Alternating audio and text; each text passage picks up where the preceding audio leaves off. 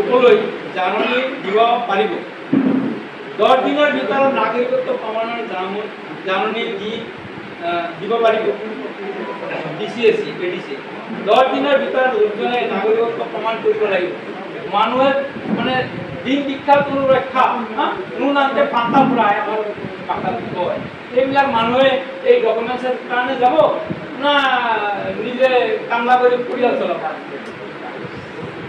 আৰু অফিচৰ নিদিয়েও। ভাৰতীয় নাগৰিকত্ব প্ৰমাণ কৰিব নোৱাৰিলে লোকজনৰ DCSC বিধান কৰিব পাৰিব। DCSC বিধানৰ দ্বাৰা মান কৰিছে কাম কৰিছে চেন্ট্ৰেল গভৰ্ণমেণ্ট। ডিচি নিৰ্দেশত পিছত চৰকাৰে লোকজনক ডিটেনশ্যন কাম কৰিব। তাৰপিছত সময়সূচী ঠিক কৰি BSFৰ সহায়ত বিদেশলৈ বিতৰণ কৰিব। এজন বিদেশী ভিছা 10 দিনৰ ভিতৰতে সম্পূৰ্ণ হ'ব। অসমত প্ৰৱেশৰ 12 ঘণ্টাৰ ভিতৰত কোনো বিদেশী ভিছাৰ কৰাৰ প্ৰয়োজন নাই। মানে অসমত প্ৰৱেশ কৰিছে, প্ৰৱেশ কৰাৰ এইটো হ'লে আপোনাৰ এই SOP চৰকাৰৰ SOP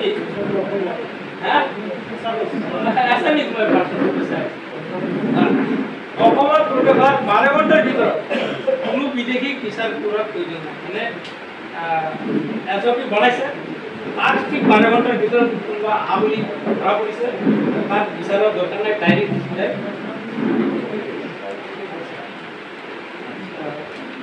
বিদেশী নাগৰিকজনক ততালিকে DCSC পুছবেক কৰিব পাৰে। NRCৰ নাম থাকিলেও এৰিব লাগিব, দেশ এৰিব লাগিব, ৰাজ্য। NRCৰ নাম আছে তথাপি এৰিব লাগিব। বৰ ডেঞ্জাৰাছ, NRCৰ কোনো মূল্য নাই। নাগৰিকত্ব প্ৰমাণ দিব নোৱাৰিলে 13 দিনত এৰিব লাগিব ৰাজ্য। বিদেশী ন্যায়াধিকৰণলৈ বাট নাচাই আয়ুক্তই ল'ব। এই SOP হেডলাইন মই কৰি দিছোঁ, বুজা কোনো অসুবিধা নাই, বুজি পাইছে। NRCৰ নাম থাকিলেও মানুহ ৰাজ্য এৰিব লগা হ'ব পাৰে।